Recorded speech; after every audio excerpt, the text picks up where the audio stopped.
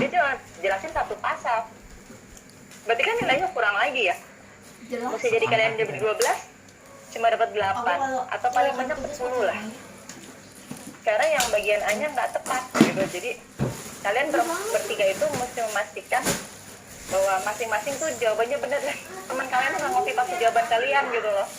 Saya nggak ngerti sih ini saling ngecek apa nggak sih, kok bisa-bisanya baik orang bagian saya ngasih contoh kayak dia ngopi pas yang B-nya sama percis itu kan jadi mengurangi nilai. Sayang sih kalau menurut saya, karena kalian tuh sebenarnya bisa dapat nilai lebih dari sini. Jadi ngerti ya penilaiannya gimana ya. 12 itu saya bagi 3, jadi masing-masing A-nya benar dapat 4, B-nya benar dapat 4 jadi 8, C-nya benar dapat 4 jadi 12 gitu ya. Nanti kalau kurang ya berkurang nilainya. Kalau yang B sama C-nya salah, yang benar cuma A cuma dapatnya 4 gitu. Jadi make sure teman-teman kalian juga jawabnya benar. Lalu saya suka tuh kelompoknya siapa ya, saya nggak catat. Dia bikin pasalnya begini, yang boleh dia sebutin, yang nggak boleh dia sebutin. Jadi saya ngeceknya juga nilainya enak, dapat nilai lebih lah gitu. Jadi kalau bisa sih jelas biar ngeceknya juga gampang gitu teman-teman. Jadi reviewnya adalah 1, pastikan lengkap, terutama untuk jawab nomor A. Misalnya satu pertanyaan itu membutuhkan jawaban dari beberapa pasal gitu ya, 5 pasal, 5-5-nya dibahas. Terus pastikan teman kalian juga jawabnya benar, dicek juga. Jangan ada yang ngasih contohnya copy paste punya temennya. Itu lucu banget, saya sampai nggak bisa marah sih, cuma ketawa aja, ini gimana sih. Jadi kan teman sekelompok masih dicontek juga. Jadi pastikan teman kamu tuh nggak nyontek punya jawaban kalian gitu, apalagi sama persis itu nggak lucu banget beneran. Lucu sih. Jadi pastikan kalau nyontek tuh jangan nyontek punya temannya sendiri gitu, satu kelompok pula, itu nilainya kurang kan. Jadinya mesti kalian dapat 12 dapat 8 deh gitu. Jadi nanti kan ditambah-tambah ya itu sih. Lalu menjabarkannya kalau bisa yang enak, misalnya pasal 20, misalnya kan satu soal yang boleh dan nggak boleh. Satu soal itu ada 5 pasal gitu ya. Pasal A begini gini, yang bolehnya ini, yang nggak bolehnya ini. Jadi bacanya enak. Untuk kelompok ada tuh saya suka banget jawabnya. Jadi saya lihatnya gampang gitu. Tapi untuk TB2 yang nilainya meningkat ada beberapa kelompok dan saya jempolin usahanya melakukan perbaikan. Nah, ini soal UAS kita sepakati ya. Saya bisa kasih UASnya sekarang, kan kelompok juga kan UAS ya, dan open book juga, jadi ya sudah lah ya. Saya bisa kasih sekarang. Lalu dikumpulinnya, saya kasih waktu cuma terus kan berapa sih? Saya kasih waktu sekitar 2 minggu lah. Jadi tuh tanggal sebelum Natal kalian udah kumpulin, sanggup nggak? Jadi biar kalian ujiannya kan tanggal 5 ya, jadi sebelum ujian saya udah bisa koreksi. Atau nanti aja, soalnya saya kasih pas ujian, dikumpulinnya pas hari itu. Kalian pilih yang mana? Dikasih sekarang, selesai 2 minggu, nanti di email ke saya. Atau nanti aja saya kasih soalnya tanggal 5, kalian kelarin hari itu sesuai waktunya. Yang 2 minggu aja, Bu. Yang 2 minggu aja, Bu. 2 minggu aja, Bu. 2 minggu ya, masih cukup lah ya 2 minggu. Jadi kalian juga liburan Natalnya jadi tenang kan udah ngerjain soal UAS. Tapi nanti pas UAS kita tetap ketemu kayak gini, kenapa? Buat absen, Cin. Soalnya mesti ada bukti ya. Jadi kita tetap ketemu kayak gini, tetap absen. Saya mesti kasih foto kan, ada bukti bahwa kalian sudah ngerjain. Nanti jadi pokoknya tanggal 5 kita tetap kayak gini ya, tetap ada ketemu, cuma absen, foto, terus udah selesai soalnya. Insya Allah sudah dinilai gitu ya. Gitu sih, jadi kita 2 minggu disepakati, ntar saya kasih soalnya. Untuk penjelasannya tadi ada pertanyaan teman-teman. Sistem penilaiannya saya udah jelas ya. Kalau 10 berarti 10 bagi 3, kalau 12 ya 12 bagi 3 gitu ya. Satu soal dan masing-masing itu akan dihitung nilainya berapa. Sampai sini ada pertanyaan sebelum kita lanjut mengenai soal-soal ujian? Kalian anteng-anteng banget sih, bener nih, gak ada yang nanya. Ya, kalau sama seperti TB1 dan TB2 kelihatannya seperti Ibu karena udah terbiasa. Udah ngerti ya caranya gimana ya. Pokoknya yang penting pastikan teman kalian jawabnya benar supaya mengurangi nilai kalian. Pastikan lengkap, terutama yang bagian A. Kalau satu soal membutuhkan 10 pasal, ya 10-10-nya dibahas. Jangan cuma 1 atau 2. Dan itu akan kurangi nilai lagi gitu.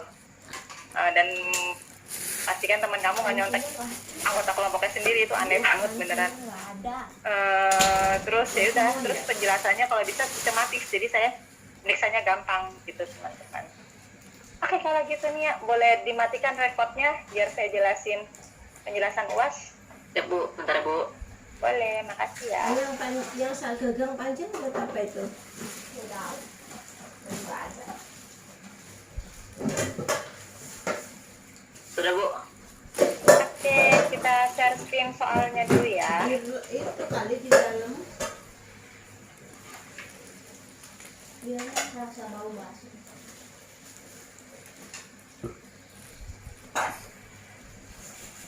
Terbawahnya kamu bungkus ya. Soal UAS kalian ada 10 soal. Masing-masing poinnya 10, dan jangan lupa ada ini seperti biasa plagiarism test. Hari Jumat. Besok ya Kamis lah. Tapi kalau ada tugas, harinya aku cepetin 1 hari. Jadi, kamu sebelum tanggal itu harus Sudah kelihatan teman-teman? Direkam tuh. Hah? Udah direkam. Halo? Sudah Bu. Sudah, oke. Sudah Bu. Ini saya sebutin ada berapa pasalnya ya. Nah, pasti akan lebih dari 1 pasal. Jadi kalau butuhnya 7 pasal, 7 dibahas. Ini nomor 1 adalah tentang rekam data. Kalian diminta kepada siapa aja boleh diberikan jelasin jawaban. Karena ini butuh penjelasan, kalian mesti jabarin pasalnya. Ini pasal ada berapa? 2, 3, 2. Ada 5 pasal di sini. Ini mesti dijelasin 5-5-nya ya. Per ayatnya gimana. Lalu kasih contohnya. Contohnya kalian, sekali lagi ini suka kelupaan teman-teman. Kalau ditulis, ini contohnya melanggar apa yang sesuai. Jadi saya mereka sendiri deh, mudah-mudahan nggak salah merekanya ya. Ini kasih contoh ini melanggar apa sesuai gitu ya. Ini nomor 2 adalah dimaksud dengan pelecehan. Di sini cuma 1 pasal sih, tapi 1 pasal ada 2 ayat kamu jelasin. Kembali kasih contoh. Jangan lupa melanggar atau sesuai dan sebutin pasalnya. Ini yang ketiga, iklan layanan publik. Ini agak banyak nih. Ada yang cuma 2 pasal di sini, tapi pasal itu punya ayat-ayat yang banyak, itu kalian jelasin. Ini contohnya melanggar atau sesuai, melanggar atau sesuai. Lalu biaya layanan psikologi. Itu ada, yang nomor 3 itu ada beberapa pasal, nggak cuma 2 pasal. Nomor 3 itu ada sekitar 5 atau 6 pasal deh. Nomor 4 itu ada tentang layanan psikologi gratis. Jadi nanti kalian jawab, boleh nggak sih kita ngasih layanan psikologi gratis? Kalau boleh, apa terms and condition itu apa ya? Syarat-syaratnya apa aja, seperti apa diperbolehkannya gratis itu gitu, biar nggak disalahgunakan ya. Direkam. Lalu kasih contohnya seperti biasa, jangan lupa ditulis melanggar atau sesuai, sebutin juga pasalnya berapa. Lalu nomor 5 itu ada inform consent. Nah, inform consentnya hati-hati nih ya, ada 4 jenis inform consent. Inform consent dalam dalam pendidikan, inform consent dalam penelitian, dalam asesmen dan psikoterapi. Di sini saya nyatetnya ada 1, 2, 3, 4, 5 pasal untuk menjelaskan satu soal ini. Jadi kalau kalian cuma jawab inform consent pendidikan, berarti yang A itu cuma dapat dari 10 bagi 3, berarti sekitar 3, cuma dapat 1 poin. Gitu ya. Jadi nanti poin-poinnya tergantung jawaban kalian. Yang B kembali melanggar atau sesuai dan sebutin pasalnya. Kalau nggak ada pasal, poinnya juga kurang. Berikan contohnya juga, sebutin juga pasalnya, terus kenapa melanggar atau sesuai itu kenapa.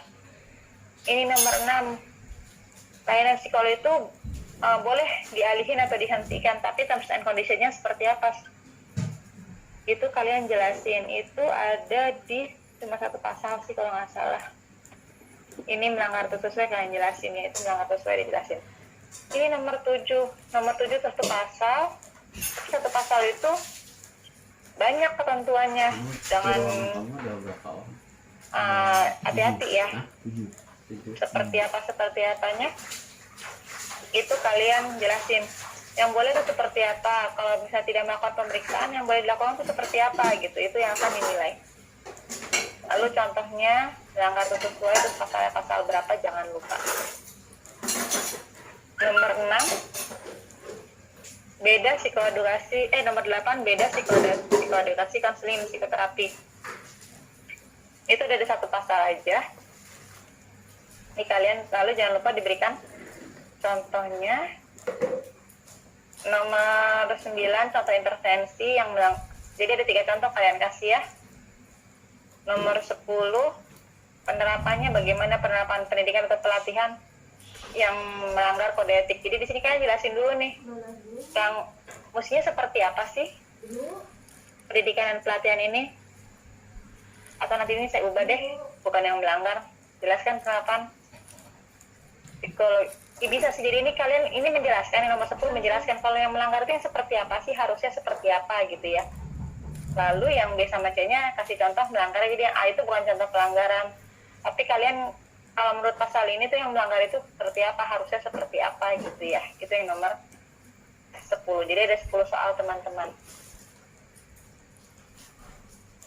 Sampai sini sudah paham 10 soalnya ya, kira-kira kurang lebih sama lah ya sama TB1 TB2 ya teman-teman, gak susah kok. Dan kalian ada waktu 2 minggu untuk mengerjakan dan mengumpulkan makalahnya ya. Sekarang saya share kode etiknya teman-teman. Saya akan bahas semuanya karena nanti kita bisa pulang jam 11 malam kalau semuanya dibahas jawaban ini. Jadi saya go through aja fisiknya seperti apa ya.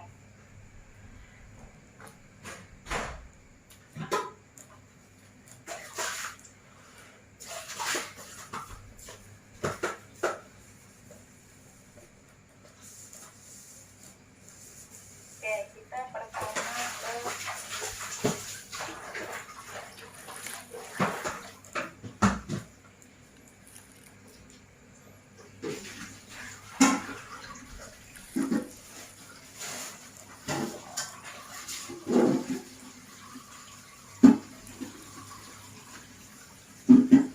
kita akan membahas mengenai rekam data.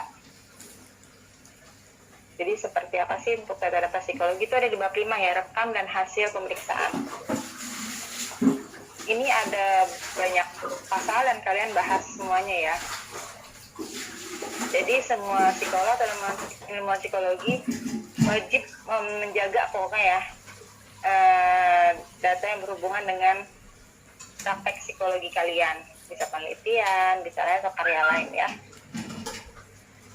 Ini standar ya, terus ini ya menjaga kerahasiaan itu udah pasti.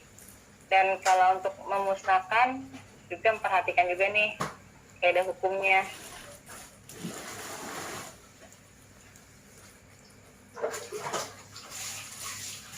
Dan kalau ada keperluan hukum di sini untuk catatan itu harus dibuat. Jadi psikolog atau ilmuwan psikologi yang berwenang di situ harus membuat dan memperolehkan dokumentasi dengan rinci, berkualitas dan konsisten. Karena takutnya dipakaikan untuk forum hukum. Pokoknya kalau bahasa ada hukum mesti hati-hati deh. Kalaupun harus pindah tempat harus dijaga kerahasiaan dan harus di bawah pengawasan kita.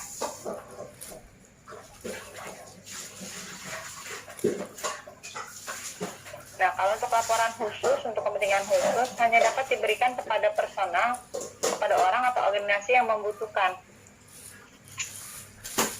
Dan berorientasi untuk menjaga kepentingan dan kesejahteraan orang yang diperiksa ya. Tetap harus teliti dan tepat pastinya. Nah, ini untuk kerahasiaan dapat diberikan kepada yang berwenang mengetahuinya dan hanya memuat hal-hal yang langsung berkaitan dengan tujuan pemeriksaan psikologi. Diskusi juga secara langsung pada pengguna layanan. Nah, bisa dikasih tahu kepada pihak ketiga bila diperlukan untuk kepentingan layanan psikologi, jadi bukan untuk ngibah gitu. Emang perlu untuk kepentingan layanan psikologi, profesi atau akademisi. Dan identitas sekali lagi harus dijaga kerahasiaannya. Dan kalau harus masuk database nih, kadang kan kayak kita di play terapi juga kita mesti masuk database untuk play terapi internasional. Cuma itu pakai kode, jadi kita nggak pakai nama. Karena untuk menjaga kerahasiaan. Ini batasan kerahasiaan. Atau dari situ bisa dibaca ya. Bisa dibaca untuk tujuan ilmiah. Lalu, sebentar ya. Lalu kalau laporannya diperlukan, itu dikasihnya hanya sebatas kesepakatan, misalnya sampai mana mau dijelasinnya gitu ya. Kalau likupa orangnya dikasih ke siapa, hanya yang jelas terlibat. Dan atas persetujuan pemakaian layanan psikologi dan penasihat hukumnya. Jadi harus atas persetujuan yang kita periksa, nggak boleh kita kasih ke orang tanpa persetujuan dia ya. Iya. Dan kalau masih anak-anak atau orang dewasa yang nggak mampu untuk memberikan persetujuan secara sukarela, misalnya lagi depresi berat atau anak dengan kebutuhan khusus atau dengan gangguan kejiwaan, harus melindungi agar tidak dirugikan ya. Dan kalaupun kita kan kadang memang kalau rekan sejawat kita suka konsul ya, tapi tidak saling membagi yang menjadi rahasia gitu, kecuali sudah diizinkan. Dan nggak menyebutkan identitas. Lalu kapan sih kerahasiaan data diungkapin? Kalau sudah meninggal, nggak mampu lagi atau putus hubungan dengan tempat prakteknya.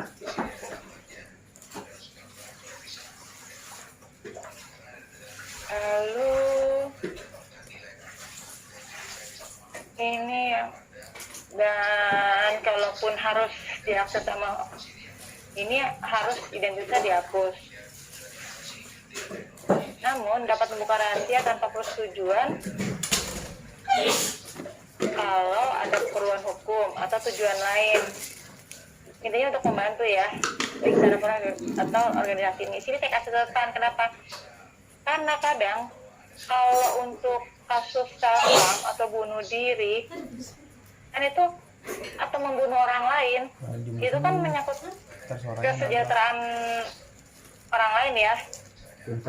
Ini untuk masuk ke ini untuk melindungi pengguna layanan psikologi dari masalah atau kesulitan. Ini kita bisa mematahkan janji kerahasiaan, tapi jangan lupa ditulis di inform consent bahwa ketika kita kan ada inform consent ya.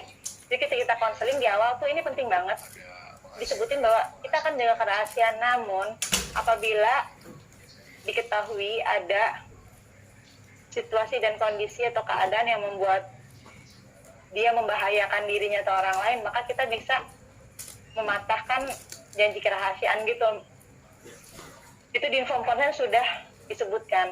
Jadi ketika ini memang di awal dia sudah tahu kalau saya ada. Tapi tentu ini perlu dengan penjelasan ya. Memang kita harus kasih tahu kepada orang-orang terdekat untuk keamanannya dia.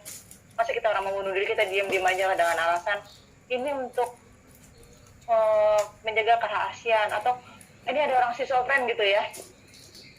Tapi dia ada rencana mau bakar rumah.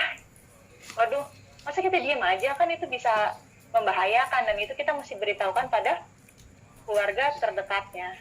Tapi itu jangan lupa harus tertulis di inform consent. Kalau saya sih gitu, supaya amannya kita tulis di inform consent. Nah ini kalau hasil pemeriksaan untuk tujuan pendidikan, yang pasti selalu ya menyamakan lembaga atau nama orang yang dipakai. Jadi saya juga kalau misalnya ini selalu nama sekolah nggak saya tulis, nama orangnya apalagi itu inisial aja. Kalau untuk tujuan lain, selain tujuan pendidikan harus ada izin tertulis. Dan tetap nama lembaga atau perorangan disamarkan. Tapi kalau untuk bidang hukum, identitas harus jelas dan dengan persetujuan. Sekali lagi harus dengan persetujuan. Dan tidak membuka kerahasiaan pengguna layanan untuk keperluan penulisan, pengajaran, atau pengungkapan di media. Apalagi di media itu nggak boleh ya. Kecuali kita ada alasan yang kuat dan nggak bertentangan hukum. Kalau untuk pertemuan ilmiah, conference itu ya, harus dilakukan tanpa mengungkapkan identitas. Nah, kasih jadi atas Ini satu. Lalu kita ke pasal 14. Ini tentang pasal 14 adalah tentang pelecehan seksual. Jadi pelecehan seksual sini ada dua ayat. Satu ya pelecehan seksual lah ya, yang berkaitan dengan ini pasal 14 itu pelecehan. Pertama pelecehan seksual. Jadi kita nggak boleh psikolog dan psikologi tidak terlibat pelecehan seksual. Yang mencakup pengertian ini adalah permintaan hubungan seks, hubungan fisik, perilaku verbal dan verbal yang bersifat seksual yang terjadi dengan kegiatannya untuk kegiatan peran sebagai psikolog. Gitu ya. Jadi ini saya mesti hati-hati karena ada beberapa yang bilangnya ini anak-anak yang masih polos-polos sih. Biasanya kalian kan udah dewasa ya, saya rasa kalian bisa bedain ya. Walaupun dia psikolog, jangan pernah percaya kalau itu ini untuk ini program konseling kalian, program treatment kalian. Nggak ada yang namanya program konseling yang mengizinkan melakukan pelecehan seksual atau tindakan seksual apapun. Bahkan kan kita nggak boleh hubungan majemuk ya. Jadi kalau misalnya psikolognya ada hubungan seksual sama kliennya, itu udah hubungan majemuk. Jadi jadi udah nggak bisa objektif lagi. Jadi itu hati-hati dengan tipu-tipu ini. Ya kita nggak tahu ya, bisa psikolog, bisa dosen, nggak segala macam kan. Memang dosen itu memang psikologi juga ya. Sangat hati-hati untuk yang ini. Dan kalian bisa melaporkan kalau di sini sih. Lab konseling selalu terima kalau kalian mau melaporkan dan nama kalian tetap dirahasiakan. Atau pelecehan lain ini nggak hanya seksual ya, misalnya pelecehan atas dasar usia, gender, ras, suku, bangsa, agama, orientasi seksual, kesehatan, bahasa, atau sosial ekonomi. Jadi ada dua nanti penjelasan kalian kalau yang terkait pelecehan. Jadi nggak cuma pelecehan seksual ya. Lalu kita lanjut ke pasal besar.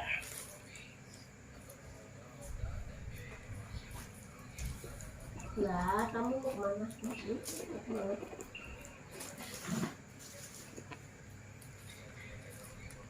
Ini yang pengen ntar aja deh, sebentar.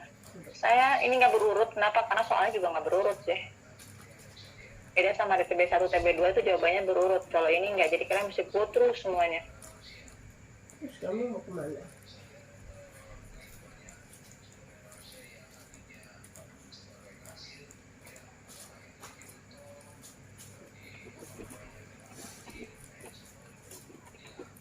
Dek, minta makan kali, Dek.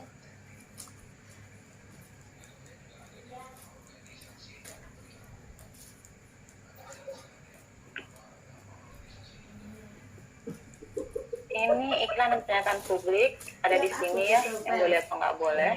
Buat bantalan. Kalian lihat aja deh untuk soal-soal iklan dan layanan publik itu ada banyak. Itu dari 28 sampai 32, pokoknya satu bab ini ya. Ya pasti lah ya, nggak boleh menipu dengan gelar segala macam. Makanya nanti kalian hati-hati, nggak semua. Misalnya kayak S3 itu ngakunya psikolog, belum tentu semua S3 itu psikolog, S2 itu bukan tentu psikolog, lalu S1-nya bukan psikologi, S2-nya itu bukan S2-nya itu psikologi, belum tentu dia jadi psikologi. Karena banyak yang ngaku-ngaku ya, saya juga nggak ngerti. karena bisa dimanfaatkan emang. Karena gelar psikolog itu kan bisa untuk membuat pemeriksaan, bisa membuat untuk terapi, dan itu kadang jadi dimanfaatkan orang-orang untuk kepentingan sendiri. Kemana lagi? Ini ya pernyataan publik, kalian bisa lihat sendiri nanti di sini. Tompel kayak tukul. Lalu 3336.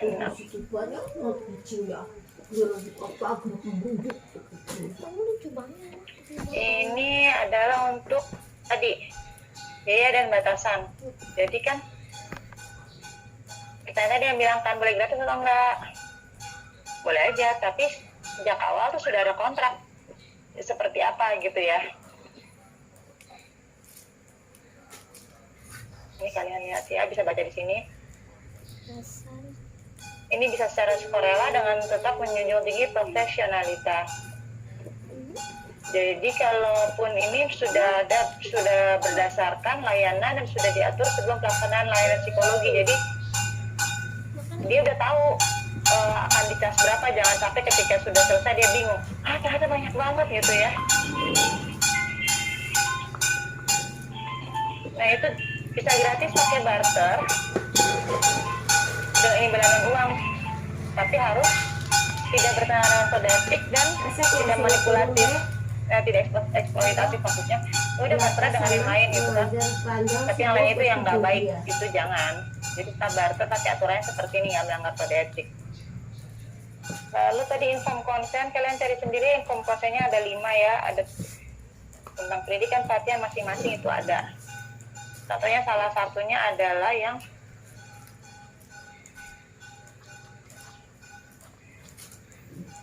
ini pelatihan. Jadi harus ada inform konsen kecuali kalau diatur oleh peraturan pemerintah, bagian dari kegiatan pendidikan yang dilakukan secara rutin.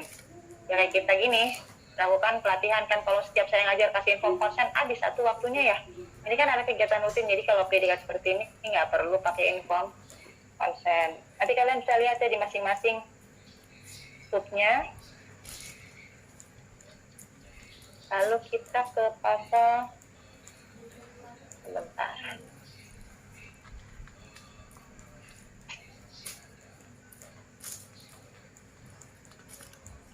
Saya kasih contoh-contohnya aja ya.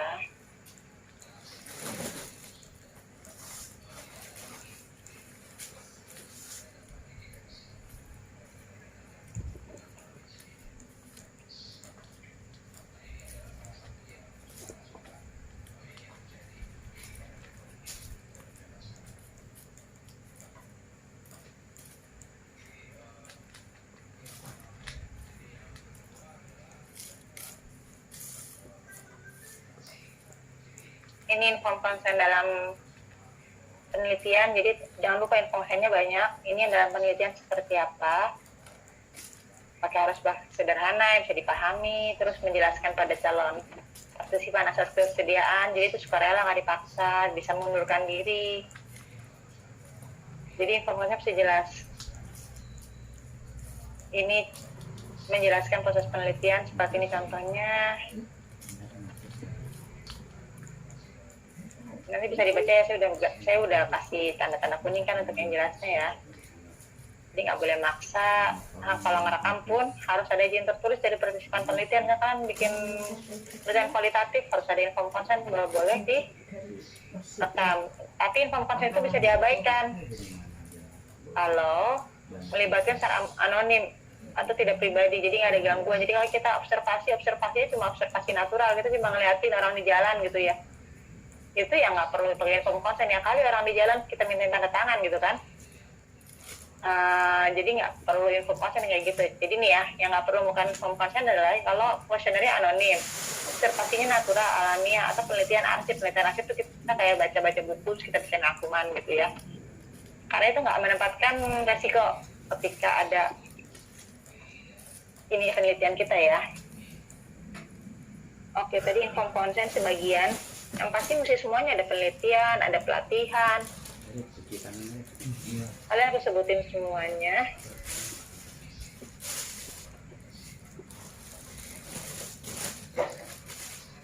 Ini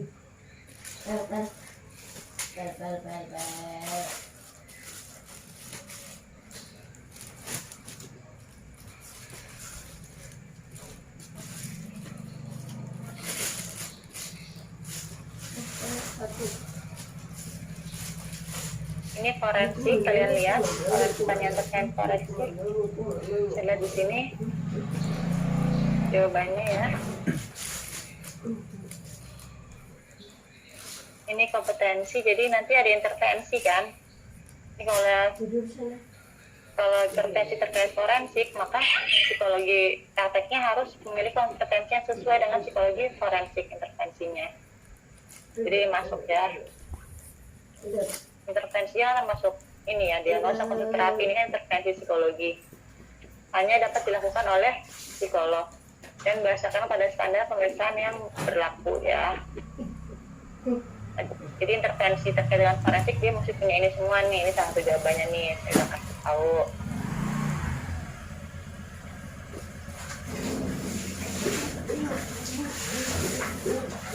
Lalu pasal Ya itu udah dikasih makan. pasal Ya 60 ada bukan dikasih makan. Kasihan lah dia di dalam lowok kayak gitu.